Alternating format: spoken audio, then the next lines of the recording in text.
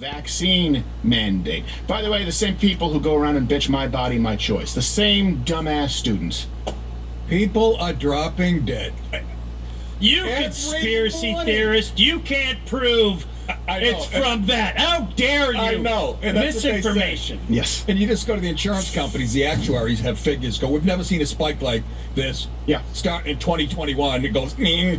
But the last 3 weeks, I've read about like a young female college athlete dropping dead. Yeah. There's a basketball player, 2 basketball players. Yeah.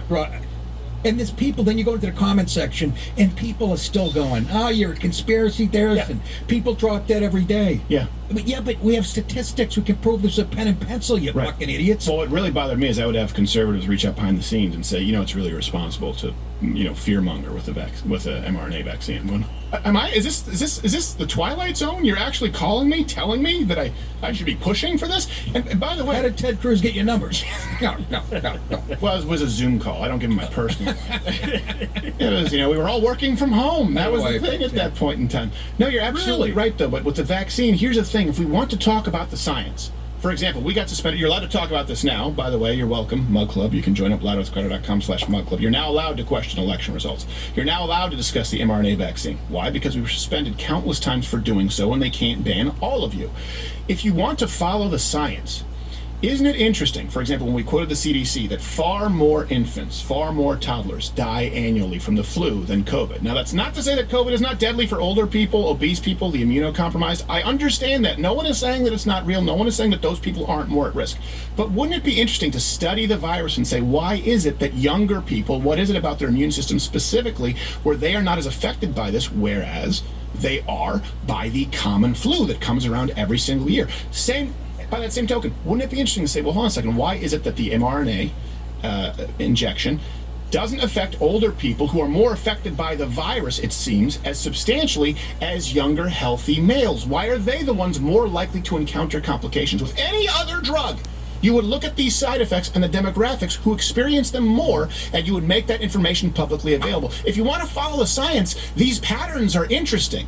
I don't know why they wouldn't be to epidemiologists, to biologists, but instead you are precluded from researching the science. Old people get sick and die more. Young people don't. Young people, young healthy males, for some reason have more complications with the vaccine. Old people don't. That's interesting. Why don't we know? They follow the science until they hit something that doesn't go with their narrative. Yeah, Wuhan That's lab. where the science stops. Yeah. Right there. Yeah, it's just a fat Asian guy eating a bat. Sorry, why did I say Asian? Chinese. That was racist, and it's only the Chinese who eat bats. Aren't they Asian? What? Hey, it's okay. Very disappointing. We're all adults here. It's going to be fine. I'm disappointed in myself. Do we have Alex Jones here on the call? All right. So now we're going to bring him on. You know him. You love him. He's the OG. Let's go to Alex Jones. All right, Mr. Jones, can you hear me? Can you see me, sir? Loud and clear. All right, and the show, of course, is Alex Jones 2.0, Fridays at 12 p.m. Eastern on Mug Club. Now, you called me last week, Alex. I was telling him about this, about the new lockdowns going into effect. And then I said, well, look, do we need to keep this under our hat for a little bit? And you said, well, maybe we will. And then you blew the lid off of it anyway, which I'm grateful for because now people are aware. But ever since you've done that, we now see these happening with studios and with higher education. Tell people what it is here, your inside source, or I guess your inside information. What is being planned as far as lockdowns and when? Well, I, like your audience and like your crew, just find it over-the-top arrogant, but look at everything they do with the Trump indictments that are incredibly unpopular, all of it. They just don't care. The open borders, the human smuggling, the war in Ukraine, they just don't care. $170 million to Ukraine, $700 to people in Maui, Hawaii. So I get this call, and I'd actually gotten it on Tuesday evening, but I had so many messages I wasn't listening to it until Thursday in my office. And I know this person for 20 years, and then they're high up in the transportation system of the TSA. It's actually the agency above them. And so I called them up, and they said, hey, I'm in town. Let's go meet. So I went and met them, and they said, listen, they called in the managers. This is going to happen middle of September. They're going to try to make all the TSA workers in airports wear them. Then by mid-October, Biden's going to try to bring back masks in the airports and on planes.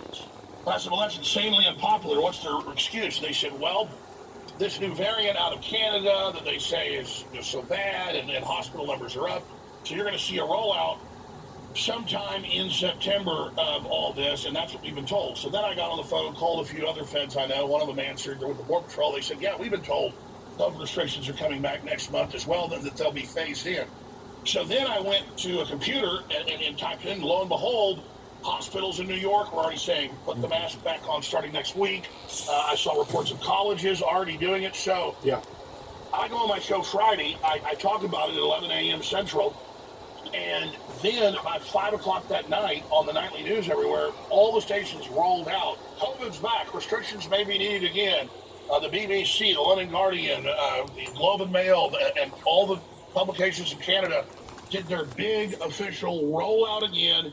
And get this, a whole bunch of the headlines from Europe, the U.S., and Canada say 2 weeks to slow the spread. They actually say that. Oh my 2 God. weeks to slow the spread. Atlanta College reinstates COVID mask mandates, social distancing despite 0 cases. But they say it's only for 2 weeks. Yeah, like 2.5 years, like it was last time. And then I have a stack of PPE, of the preparedness items, record levels of that now being purchased for September and October.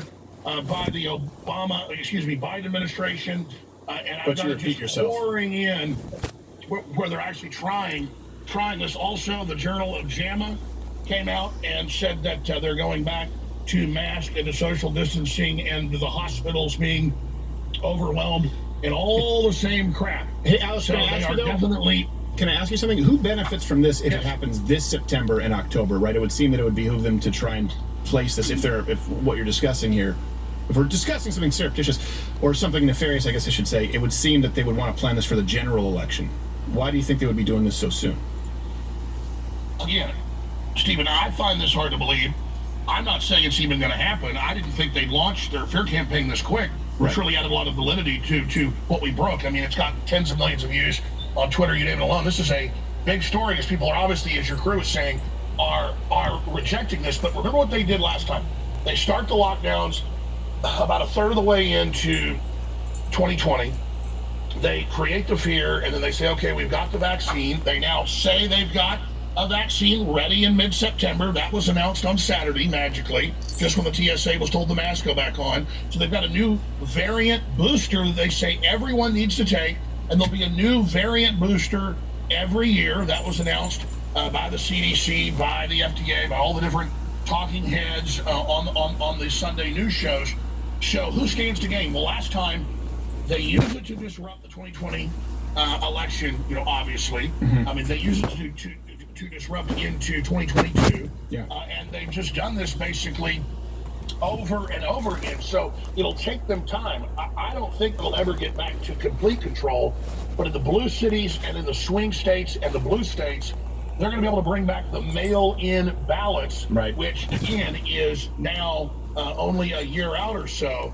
And so they know exactly what they're doing. This has perfect timing. And I wanted to bring this out, have a big news coverage of it, and then get governors and legislatures and members of Congress to say, no, not this time, instead of us just receiving Right. the incremental